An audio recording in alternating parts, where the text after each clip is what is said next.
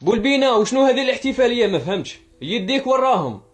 اذا راك تشرع لهذا غير خلينا منها. ابداها بلايلي زاد كمل عليها عصاماندي زاد تتا. الارجنتين راهم غير يلايمو. نهار اللي نتلاقاو بيهم راح يصرى الريط. بالعكس الاحتفالية هذه متاع عادل بولبينة هي بالأساس احتفالية إنسانية تضامنية مع هذا اللاعب. شفتوا السيد هذا مقصوص الذراعين لحظة دخوله مع بولبينة قبل المباراة. عادل بولبينة حب كيما جيستي يتضامن معاه، حب يتضامن معاه، حب يسيبورتيه.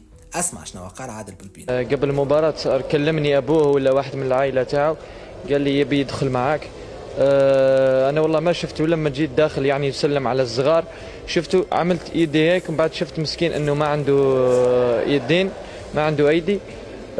دخلت وجاتني فكرة أنه لو بسجل يعني بعمل حركة مثله يعني بالتضامن معاه. إن شاء الله نتمنى إن شاء الله ربي يصبر إن شاء الله وربي يشافيه بإذن الله. لهذا السبب نحب كرة القدم.